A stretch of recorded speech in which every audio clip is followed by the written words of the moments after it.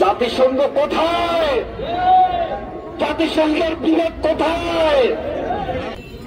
যেভাবে আমরা বাংলাদেশের মানুষ ফ্যাসিস্টের বিরুদ্ধে লড়াই সংগ্রামকে অবতীর্ণ হয়ে বাংলাদেশের গণতান্ত্রিক ডাকে অব্যাহত রেখেছি, এইভাবে গোটা দুনিয়ায় সবাই যদি জুলুমের বিরুদ্ধে, অত্যাচারের বিরুদ্ধে, নির্যাতনের বিরুদ্ধে, গণহত্যার বিরুদ্ধে আমরা প্রতিবাদকে জাগরিত করি, আমার বিশ্বাস এই পৃথিবীতে মুসলমান যে একটা শক্তি, এই শক্তি প্রমাণ করে দিবে কোন অন্যায়ের কাছে আমরা কোনদিন মাথা নত করি নাই, ভবিষ্যতে মাথা নত করব না।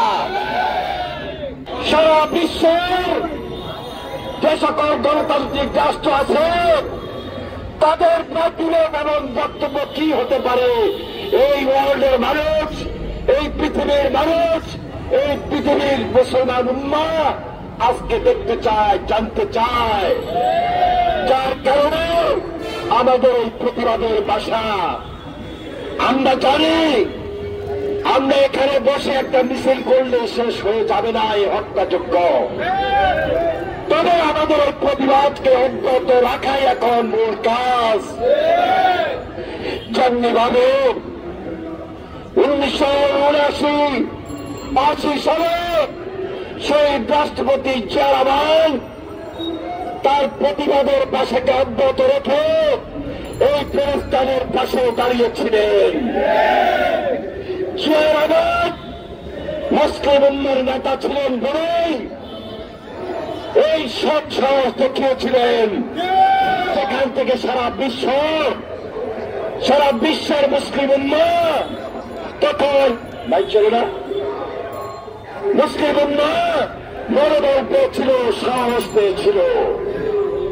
আমাদের নেতা তারেক রহমান 2023 সালে যখন এই গণহত্যা আবার বর্বরচিত হামলা যখন শুরু হয়েছিল, তখন তার প্রতিবাদের ভাষাও তিনি এখন পর্যন্ত অব্যাহত রেখেছেন বলেই আজকে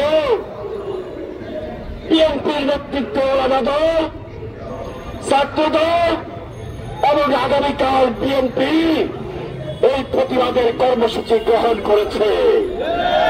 আমরা এই প্রতিবাদ থেকে স্পষ্ট জানিয়ে দিতে চাই,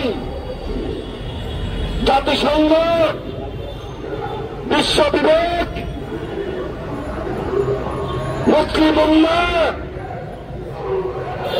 পশ্চিমবঙ্গ পরাশক্তি এবং গণতান্ত্রিক দেশসমূহ সবাই মিলে এক বাক্যে একযোগে প্রতিবাদকে আরো কড়া করতে হবে এবং ইসরায়েলকে নিষিদ্ধ ঘোষণা করতে হবে।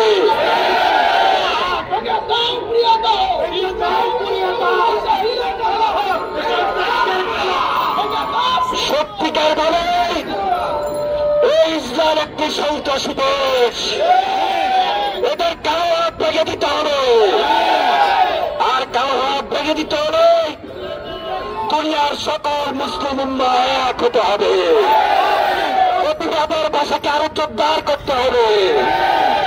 আমাদের স্পষ্ট বক্তব্য, আমরা বিএনপি, আমরা বাংলাদেশ জাতীয়তাবাদী দল, তারেক রহমানের নেতৃত্বে এই প্রতিবাদের ভাষাকে অব্যাহত রাখবো যতদিন পর্যন্ত গণহত্যা বন্ধ না হচ্ছে। আমাদের এই বক্তব্য স্পষ্ট, অবিলম্বে জাতিসংঘে আলোচনা করে ইসরায়েলের এই দমন, এই বর্বরচিত হামলা, এই গণহত্যা এগুলা বন্ধ করার জন্য কঠিন উদ্যোগ গ্রহণ করতে হবে। আগামীকাল বিকাল 3টায় বিএনপি কার্যালয়ের সামনে থেকে এই ঢাকা শহর, সারা বাংলাদেশের মুসলমান বিএনপি নেতৃত্বাধীন সকল নেতা কর্মী সবাই সেখানে অংশগ্রহণ করে তারেক রহমানের হাতকে শক্তিশালী করার মধ্য দিয়ে তারেক রহমানের নেতৃত্বে প্রতিবাদের ভাষাকে আরো জোরদার করে তুলতে হবে। For more updates, follow us on Facebook, Subscribe our YouTube channel. Get the latest update on www.daily-sun.com.